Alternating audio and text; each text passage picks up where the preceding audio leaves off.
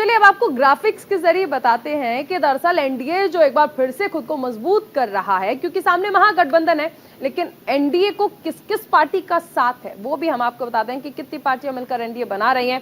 सबसे पहले देखिए शिवसेना यानी शिंदे गुट जो है, महाराष्ट्र में किस तरह से शिंदे गुट ने साथ दिया था और उसके बाद सरकार तक पहुंचे थे, ये आप देख सकते हैं। एनसीपी यानी अजित पवार गुट जो है वो आपने देखा कि उसका भी अभी महाराष्ट्र की राजनीति में एक अहम रोल रहा है। सुभाषपा आपने आज देख लिया, ओम प्रकाश राजभर जो है वो शामिल हो गए हैं एनडीए में। और देखिए एनडीए को किस किस का साथ मिला है, लोजपा आर के चिराग पासवान जो है वो भी शामिल हो सकते हैं। आपने ये भी देखा है कि किस तरह से बीजेपी अध्यक्ष ने चिराग पासवान को एनडीए की बैठक में बुलाया है। मुकेश साहनी की पार्टी वीआईपी भी एनडीए का साथ दे सकती है। बिहार में छोटे दलों को शामिल करने की कोशिश लगातार की जा रही है। यूपी में राष्ट्रीय लोक दल एनडीए में शामिल हो सकते हैं, ये भी कहा जा रहा है। झारखंड की बात कर लें तो आजसू एनडीए में शामिल हो सकती है। वहीं शिरोमणि अकाली दल के भी शामिल होने की संभावनाएं जताई जा रही हैं। कर्नाटक में जेडीएस के एनडीए में शामिल होने की फिलहाल सिर्फ अटकलें हैं, लेकिन कहा जा रहा है कि साथ मिल सकता है। तेलुगु देशम पार्टी के भी एनडीए में शामिल होने की संभावनाएं जो हैं वो लगातार बनती जा रही हैं। उम्मीदें जो हैं वो अभी भी बरकरार हैं, क्योंकि सबसे अहम चीज ये है, एक बार फिर से साथ लाने की कोशिश हो रही है। सामने महागठबंधन है और ऐसे में बीजेपी अपने जो भी छोटे घटक दल हैं उन सबको एक बार फिर से साथ लाने की कोशिश कर रही है। कड़ी आपने देख ली है कि किस तरह से ओम प्रकाश राजभर एक बार हमारे साथ जुड़ गए। विवेक तिवारी हमारे साथ जुड़ गए हैं। विवेक, कोशिशें जो हैं वो बीजेपी कर ही रही है एनडीए को और मजबूत करने की, लेकिन ओम प्रकाश राजभर का एक बार फिर से एनडीए में आना।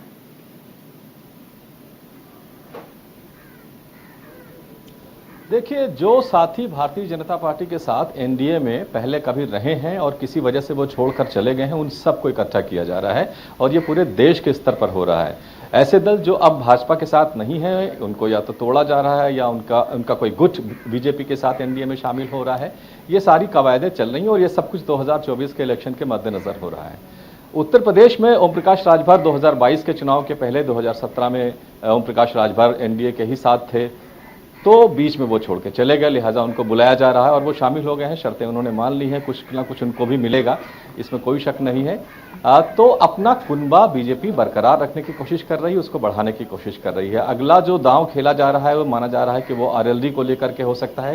हालांकि अभी तक जयंत चौधरी अपोजिशन की जो बैठक 18 तारीख को बेंगलोर में हो रही, वहां जाने के लिए उन्होंने एक ट्वीट किया है आज, लेकिन फिर भी जयंत चौधरी को लेकर के तमाम तरह की चर्चाएं और खबरें हैं कि वो बीजेपी के फोल्ड में आ सकते हैं। तो भारतीय जनता पार्टी उत्तर प्रदेश में अपना पूरा का पूरा अपनी ताकत लगाना चाहती है, ज्यादा से ज्यादा लोगों को जोड़ना चाहती है। ऐसे लोग जिनके पास थोड़ा मोड़ा जनाधार है, कुछ इलाकों में उनका प्रभाव है, उन सबको अपने साथ लाना चाहती है। इससे दो फायदे होंगे। पहले तो बीजेपी का क्लेम उत्तर प्रदेश में ज्यादा मजबूत होगा और ऐसे लोग जो अपोजिशन के साथ थे या अखिलेश यादव के साथ थे, उनको बीजेपी में लाने से अखिलेश यादव भी कमजोर होंगे। तो ये एक तीर से दो शिकार भारतीय जनता पार्टी कर रही है और ये सिलसिला भी आगे भी चलता रहेगा। ऐसे कुछ विधायक थे, ऐसे कुछ मंत्री थे जो भाजपा सरकार में 2017 से 22 के बीच में मंत्री रहे, बाद में सपा में शामिल हो गए थे, उनको भी वापस लाया जा रहा है। तो क्यों, उनका भी अपने इलाके में जनाधार है। तो हर तरह से कोशिश की जा रही है बीजेपी अपना कुनबा उत्तर प्रदेश में किस तरह से और बढ़ा सकती है। एक चीज और विवेक, देखिए आपने जिक्र किया, इस बीच ये भी कहा गया कि दारा सिंह चौहान जो है वो इस्तीफा दे चुके हैं, लेकिन आपने एक सवाल भी किया ओम प्रकाश राजभर से। आपको याद होगा कि 2022 में जब राजभर ने साथ छोड़ा था बीजेपी का, एनडीए का साथ छोड़ा था, तो उन्होंने कहा था कि दलितों वंचितों की कोई कद्र नहीं है बीजेपी में, काम नहीं होते हैं, तमाम इल्जाम लगाए थे। तो आज भी पार्टी तो वही है, तो फिर आखिर घर वापसी क्यों?